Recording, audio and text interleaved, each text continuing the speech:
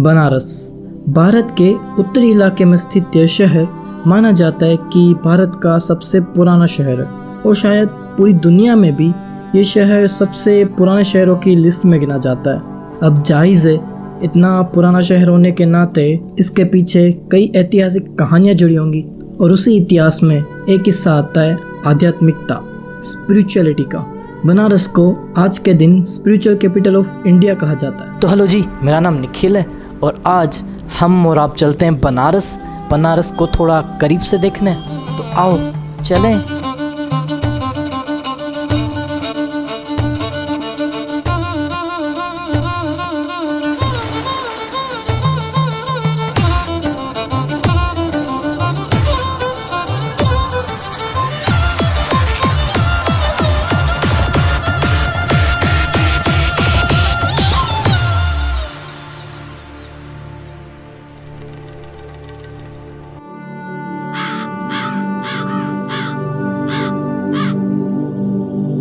अब बनारस बड़ा ही पुराना शहर है और इतिहास में इसके कई नाम रहे हैं। फिलहाल के लिए कुछ प्रचलित नाम जो हमें पता है वो है काशी, बनारस और वाराणसी। यही नाम और बनारस के पीछे की थोड़ी हिस्ट्री और कहानियाँ जानने मैं बनारस में मिला था कुछ लोगों से, और वो हैं सरमिता भट्टाचार्य जो बड़े ही नॉन जर्नलिस्ट हैं और काफ़ी नॉलेज रखते हैं बनारस के बारे में, और दूसरे हैं डॉक्टर संजय मेहता जो एक पैथोलॉजिस्ट हैं और उन्हें भी बनारस के बारे में काफ़ी कुछ नॉलेज है, और तीसरे प्रशांत चुबे जो एक टूरिस्ट गाइड है और बचपन से ही बनारस में रहते आ रहे हैं। संजय सर ने हमने बताया बनारस के नामों के पीछे की थोड़ी कहानी। काशी, बनारस या वाराणसी, ये तो तीन ऐसे नाम हैं जो कि बहुप्रचलित हैं, सब लोग इसको जानते हैं। लेकिन इसके अलावा बनारस जो इतना पुराना शहर है, ऐसा नगर शायद विश्व में कोई नहीं है जिसके 100 के नाम के करीब है। और बनारस से जुड़ी हुई है माता गंगा जी के 150 नाम के करीब, और ज़्यादा है, शायद 1000 नाम है। सॉरी, मेरे पास 1000 की लिस्ट है, विक्रम हुआ 1000 नाम गंगा के, और बनारस के 150-200 नाम। पॉपुलर नाम ये तीन है, काशी, बनारस, वाराणसी। ये काशी बहुत पुराना नाम है, वाराणसी भी बहुत पुराना नाम है, बनारस शायद थोड़ा सा अपभ्रंश है जो कि सेकेंड मिलेनियम में ये आया। इसके अलावा जो काशी के नाम हैं वो जैसे जैसे इतिहास काल बदलते गए, नाम भी उसके साथ बदलते गए। अब बनारस के भले ही कई नामों पर एक नाम जो लोगों के दिलों से निकलता है वो है शिव की नगरी। बनारस में आपको हर कोने पे शिव जी के मंदिर दिखते मिल जाएंगे और बताया जाता है कि शिव जी ने बनारस को अपना दूसरा घर बताया था। अब जायज़ है जहाँ शिव जी का स्थान हो वहाँ उनके भक्त ना हो, ऐसे कैसे हो सकता है।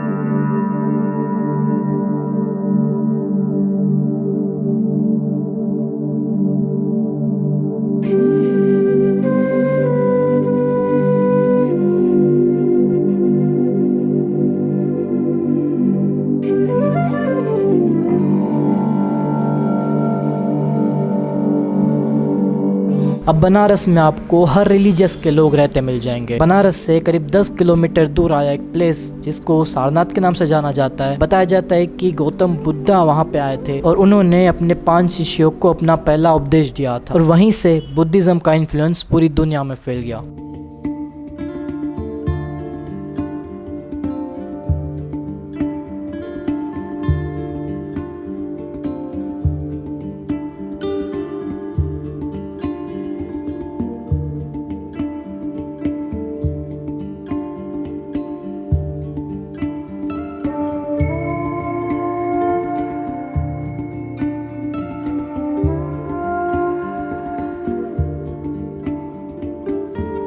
आज भी सारनाथ में आपको कई खंडित स्ट्रक्चर मिल जाएंगे, जिसमें एक है धामक स्तूपा जिसको सम्राट अशोका ने बनवाया था।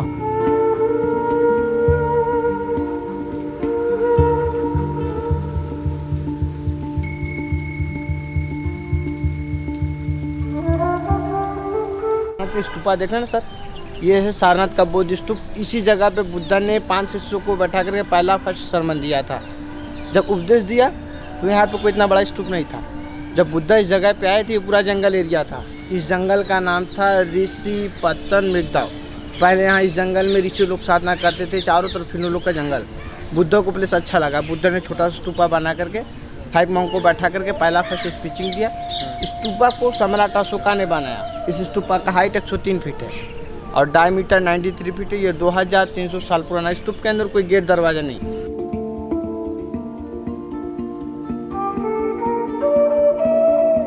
और बनारस में आपको कई मॉस्क भी मिल जाएंगे, जिसमें पंचगंगा घाट के पास एक बड़ा ही प्रचलित मॉस्क है, जिसको मुगल सम्राट औरंगजेब ने करीब 17th सेंचुरी में बनवाया था और उसको नाम दिया था आलमगीर मॉस्क।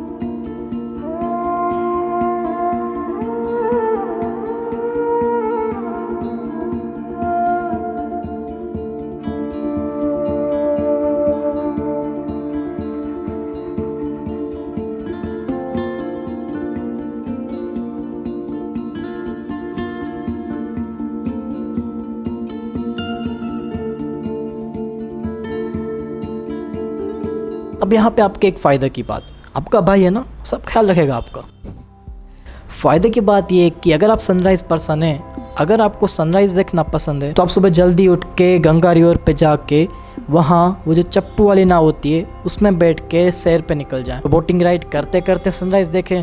बड़ा ही प्यारा सनराइज़ दिखता है, जो बहुत लोग करते हैं, बहुत लोगों को पता है। पर अगर आपको और ऑप्शंस चाहिए सनराइज देखने के, तभी जो मैंने आपको बताया आलमगीर मॉस्क के बारे में, आप सुबह वहां पहुंचें और जो मॉस्क मेंटेन करने वाले होते हैं उनको बताएं कि हमें वो मॉस्क के ऊपर चढ़ना है। अगर आपको परमिशन मिल जाती है तो वहां मॉस्क के ऊपर से आप सनराइज देखें। बड़ा ही प्यारा सनराइज दिखता है वहाँ से भी, और साथ ही साथ आपको सिटी व्यू भी दिख जाएगा। फिर you can thank me later और नॉट, कोई बात नहीं।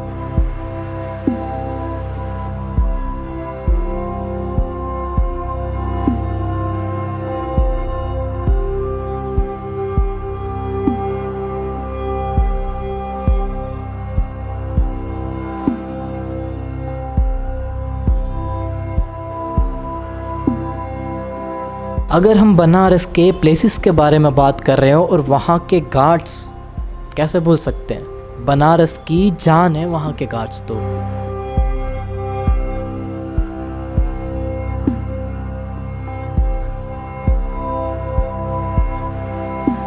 यहाँ पे टोटल कितने घाट्स हैं? यहाँ पे टोटल आपकी 80 घाट थे पहले स्टार्टिंग में। इसमें प्रेजेंट टाइम में 84 घाट है। 80 घाट से लेकर राजघाट घाट तक पूरा आपका 80 घाटों का मिक्सचर है। उसके बाद नए नए घाट आपने बन रहे हैं, इसलिए उसको पूरा टोटल 84 आपकी घाट्स है यहाँ पे। तो जैसे कि प्रशांत भाई ने बताया, यहाँ करीब 84 घाट्स है और हर एक घाट की अपनी एक अलग कहानी है। हम अभी 2 बड़े ही प्रचलित घाट के बारे में बात करेंगे, जहाँ बड़ी ज़बरदस्त गंगा आरती होती है।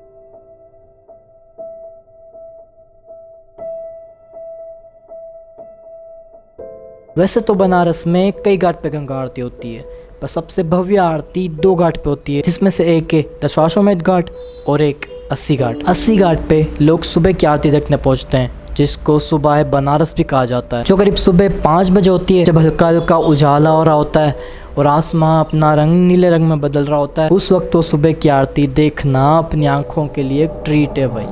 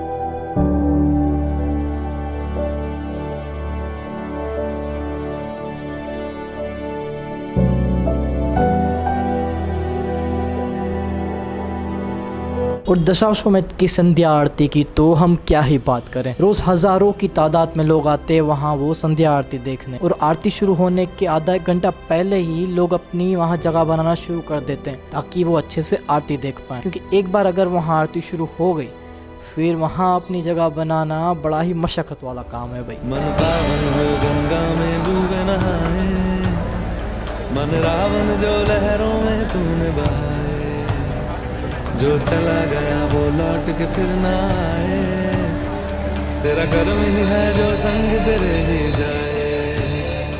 मन पावन हो गंगा में डूबे नहाए, मन रावण जो लहरों में तूने बहाए।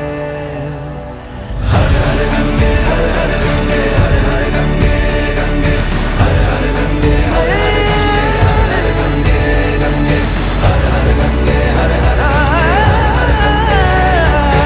हर हर गंगे हर हर गंगे गंगे। जो पास तेरे वही तेरा, बाकी सब मोह का फेरा, तू क्यों समझ ना पाया, तन मिट्टी है मन माया।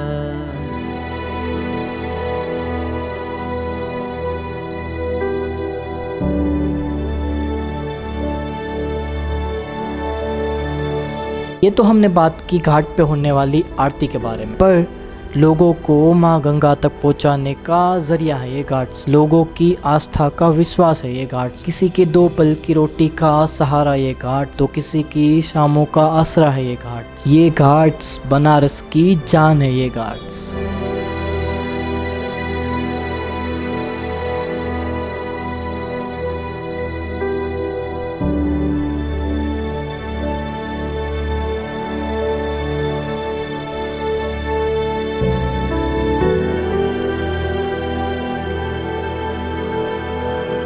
तो अब हमने बनारस के बारे में इतना कुछ जान लिया, इतना कुछ घूम लिया, भूख लग गई होगी ना, तो हम बात करते हैं सबसे लजीज टॉपिक पे, खाना। चाय वाले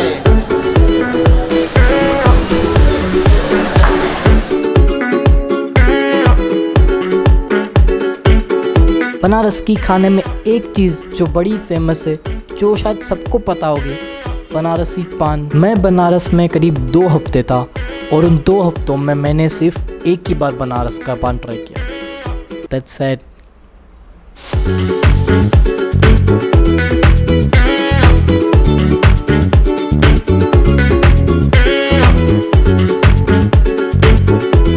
अब अगर आप टी पर्सन हैं, अगर आपको चाय पीना पसंद है, तो बनारस में ऐसा तो कई चाय की फेमस स्टॉल है, पर एक स्टॉल जो बड़ी फेमस है जो है लक्ष्मी चाय वाले। वहाँ की चाय और मलाई टोस्ट बड़ा ही फेमस है।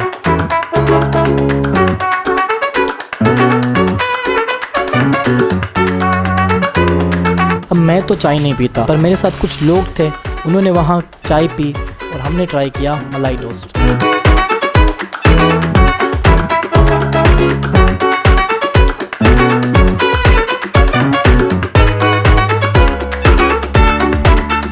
अब अगर आपको थोड़ा सा कुछ चटपटा खाने का दिल कर रहा हो तो बनारस में 2 चाट की बड़ी फेमस स्टॉल हैं, एक काशी चाट भंडार और एक दीना चाट भंडार। इन दोनों स्टॉल के बाहर आपको बहुत सारे लोग खड़े दिख जाएंगे जो अपने ऑर्डर का वेट कर रहे होते हैं। हमने इन 2 स्टॉल में से चूज़ किया था दीना चाट भंडार और उनका टमाटर चाट, पर इसके अलावा उनके पास चाट की कई सारी वेराइटीज़ हैं।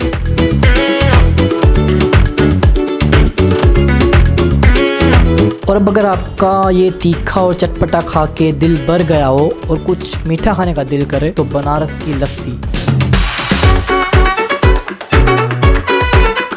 अगर हम बनारस की लस्सी की बात कर रहे हैं तो अब मैं जो अगली लाइन बोलने वाला हूँ वो सुन के शायद कुछ लोग खुश हो जाएं। तो लाइन ये है कि आपको बनारस में भांग वाली लस्सी ढूंढना बड़ा ही ईजी काम है, पर हम उस रास्ते नहीं जाते हुए बात करते हैं बनारस की बड़ी फेमस लस्सी शॉप ब्लू लस्सी की।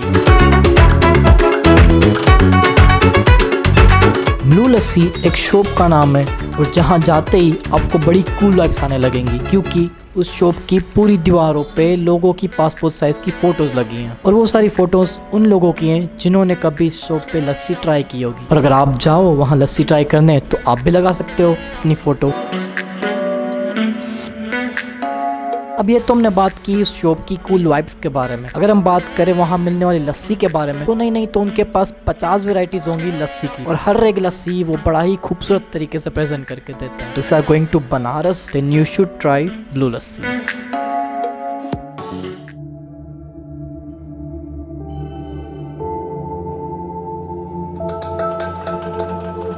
वीडियो ख़त्म करने से पहले मैं बनारस के एक प्लेस के बारे में बात करना चाहता हूँ, जिस प्लेस ने मेरे दिल पे काफ़ी ज़्यादा असर किया, और उस प्लेस पे कुछ टाइम बिताने के बाद मेरे जहन में कुछ ख्याल आए जिसका मैं जिक्र करना चाहता हूँ। तो वो प्लेस था मणिकर्णिका घाट।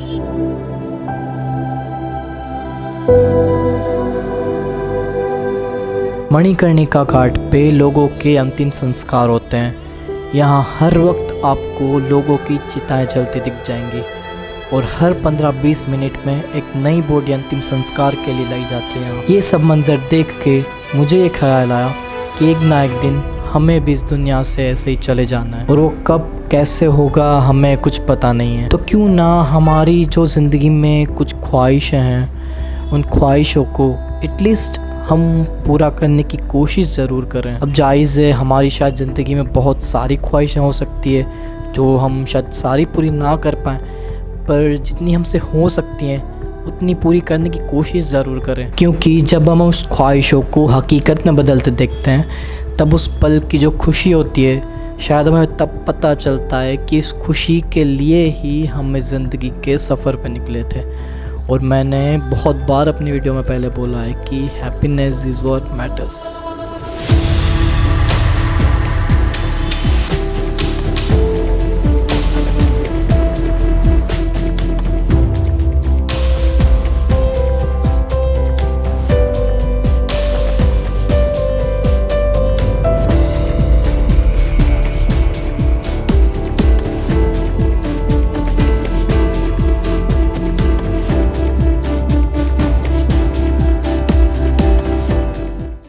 लोग यहाँ पर कहानियों पे ज़्यादा चलते हैं। बनारस में कई करोड़ लोग आ चुके हैं, किसी के मन में ये प्रश्न नहीं उठता। उन लोग कोई काशी विश्वनाथ धाम देखते हैं, सेल्फी खींचते हैं, उनके मन में ये सवाल नहीं होता है कि इस नदी में क्या गुण है कि शहर में प्रवेश करने के पहले अपने अंदर ऐसा तरंग पैदा करती हैं कि जीवन के जो रिजेक्टेड वस्तु है, बालू, सैंड, वो उस पार फेंक देती है। जीवन के सार्थक तत्व मिट्टी, सिल्क बनारस को परोसती है। तो Ganga teaches Banaras the beautiful quality of segregation. गंदे को निकाल के फेंको, अच्छे को अपनाओ। तो बनारस की ये जो मैसेजेस हैं, जो मंदिरों में नहीं मिलेगा। मंदिर में परलोक जाने के लिए लोग स्वर्ग की सुविधा के लिए जाके प्रार्थना करके एप्लीकेशन लगाते हैं, मगर इस जीवित मानव जीवन को सुंदर करने के लिए इस शहर से बहुत कुछ सीखने का है। And I hope in the years to come ऐसे लोग आएंगे जो कुछ सीख के जाएंगे।